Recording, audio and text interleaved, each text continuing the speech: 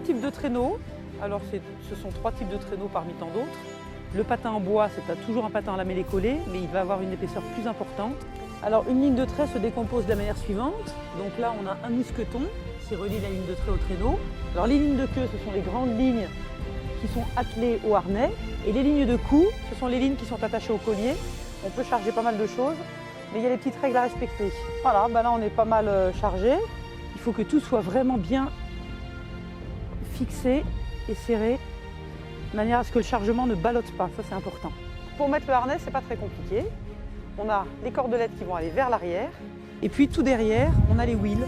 Donc les wheels, c'est une place importante, puisque c'est là qu'on met les chiens puissants. C'est important également de mettre un jeune avec un chien plus âgé qui a de l'expérience, qui va servir d'éducateur. Donc en général, on met un jeune d'1 an qui va démarrer avec un chien qui a 3, 4, 5 ans.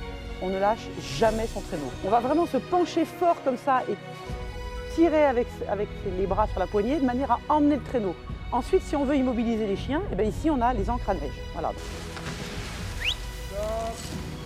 Alors déjà, il y a des vérifications à faire au niveau des coussinets. On peut regarder s'il n'y a pas de coupure. Et puis, bien serrer le velcro pour être sûr que le chien ne le perde pas trop rapidement. Et puis, massage aussi au niveau des cuisses. À partir du moment où ils ont eu une séance d'ostéo, on sent qu'ils sont beaucoup plus à l'aise. Ils sont plus réguliers dans le travail. Alors l'idée c'est de conserver sa chaleur au chien et puis en même temps lui permettre d'économiser des calories. Donc on leur propose soit du saumon ou de la truite saumonée, soit de la volaille ou différents types de viande. Et puis de faire le mélange et puis de leur proposer différentes choses, comme ça peut faire une ration qui est à la fois énergétique, équilibrée et qui leur apporte leur dose de calories. Alors Tolkien est mon chien de tête. C'est un super leader qui comprend vraiment beaucoup de choses. Ce n'est pas le chef de ma meute.